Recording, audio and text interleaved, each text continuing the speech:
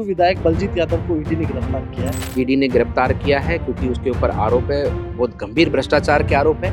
जनता से चुनकर आते हैं और विधानसभा में जनता का प्रतिनिधित्व करते हैं और वो इस प्रकार का भ्रष्टाचार करे। एक 10 रुपये की चीज़ का आप हज़ारों रुपये में उस चीज़ को खरीद कर रहे हो, किसको फायदा पहुंचा रहे हो। इन गाँव में जहाँ पर बहुत बड़ी संख्या में पहले हिंदू आबादी रहती थी, लेकिन आज वहाँ पर हिंदुओं का एक दो का घर बचा है। और लोग ऐसे लोग जो जानबूझकर इस प्रकार के षड्यंत्र और इस प्रकार की योजनाएं चलाते हैं कि लोगों को तंग करो। साथ बाबा बालकनाथ मौजूद है, तिजारा से विधायक है। बालकनाथ जी, पूर्व विधायक बलजीत यादव को ईडी ने गिरफ्तार किया है। ईडी कार्रवाई चल रही, क्या कुछ कहना? अरे भाई ठीक है, क्योंकि उसने जो किया है उसको भुगतना पड़ेगा।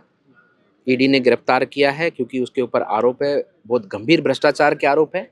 और मैं मानता हूँ कि सरकार को और समस्त विधायकों को भी इसमें इसकी जांच कराकर इनको कठोर से कठोर सजा मिले, क्योंकि इस प्रकार की परंपरा अगर हमारे संवैधानिक ढांचे पर पड़ गई, जो जनप्रतिनिधि जो जनता से चुनकर आते हैं और विधानसभा में जनता का प्रतिनिधित्व करते हैं और वो इस प्रकार का भ्रष्टाचार करे, मतलब कहते हैं ना कि मतलब कि धौली दोपहरी में भ्रष्टाचार, इतना एक 10 रुपये की चीज़ का आप हज़ारों रुपये में उस चीज़ को खरीद कर रहे हो, किसको फायदा पहुंचा रहे हो।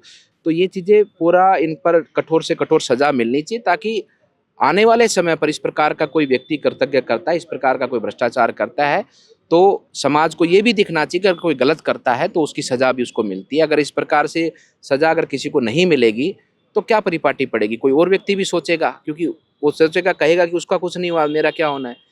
इसमें मैं मानता हूँ कि सभी विधायकों को भी, कानून को भी, और जो भी हमारी कानून की प्रक्रियाएं हैं या जो संवैधानिक व्यवस्थाएं हैं, पुलिस हो या जो ईडी हो, सबको गंभीरता से इस मामले को संज्ञान में लेकर और उसमें कड़ी से कड़ी सजा हो और इसकी तह तक जाकर इन्होंने जो किया है उसकी भरपाई भी हो और इनको सजा भी मिले। आप संत समाज से आते हैं, प्रेम बाईसा का संदिग्ध मौत आप किस तरह से? भाई देखिए, मुझे इतना संज्ञान में नहीं है, जो आप मीडिया माध्यम से मैंने सुना है कि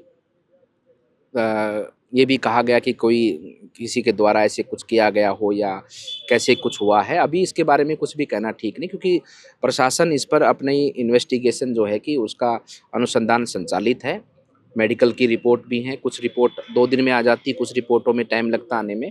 तो सभी जब रिपोर्ट्स आ जाएंगी और प्रशासन इसको अनुसंधान कर कर जरूर बताएगा कि किस वजह से, किस कारण से और कैसे ये सब कुछ हुआ है। तो आपका स्टैंड तो प्रेम बाईसा के साथ ही है। देखिए, किसी के साथ भी, प्रेम बाईसा हो या कोई और हो, कोई भी व्यक्ति क्यों ना हो, अगर किसी के साथ उसको लगता है या उसके परिजनों को लगता है कुछ गलत हुआ है, तो कानून उसका संरक्षण करने के लिए है और उसको न्याय देने के लिए है।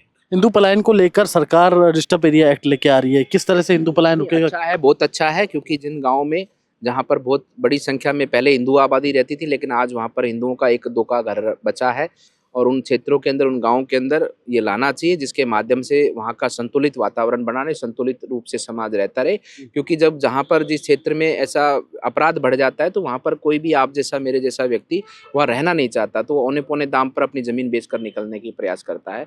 और लोग, ऐसे लोग जो जानबूझकर इस प्रकार के षड्यंत्र और इस प्रकार की योजनाएं चलाते हैं कि लोगों को तंग करो, और जब वो उनको जाने पे मजबूर हो जाएंगे तो उनकी ज़मीन औने पौने दाम पर, बहुत सस्ते दाम पर उनकी ज़मीनें ले लो। और यही सुनियोजित तरीके से उन लोगों ने काम किया है और मुझे लगता है इस पर प्रतिबंध लगना चाहिए। सरकार इसका संज्ञान लिया है तो बहुत अच्छी बात है। आपने कहा था आपकी सरकार आएगी, बुलडोजर चलेगा, लेकिन तिजारा और अलवर के आसपास अभी भी कुछ लोग हैं जो लोगों को लूटते हैं, ऑनलाइन ठगी करते हैं। देखिए, बहुत हद तक उन पर अंकुश लगा है, बहुत हद तक लगा है, और ऐसा नहीं है। आप जाकर एक बार रिपोर्ट करिए, वहाँ की देखिए कि पहले की स्थिति क्या थी और आज की स्थिति क्या है। हाँ, ठीक बात है कि अभी भी OLX या इसके ऊपर ऑनलाइन लूट खसोट होती है, लेकिन उतनी बड़ी संख्या में नहीं है। और तिजारा के अंदर तो विशेषकर बहुत, जैसे चोरी की घटनाएं हैं, इन सब चीज़ों पर बहुत बड़ी कमी आई है और आगे और भी आएगी। और सरकार गंभीर भी इन चीज़ों पर, और सब पर कार्रवाई जहाँ पर जो संज्ञान पे आता है उसको हम पूरी तत्परता के साथ पर उसको कार्रवाई भी करवाते हैं। बुलडोजर चलेगा बाबा जी? देखो, समय आकर बताएंगे।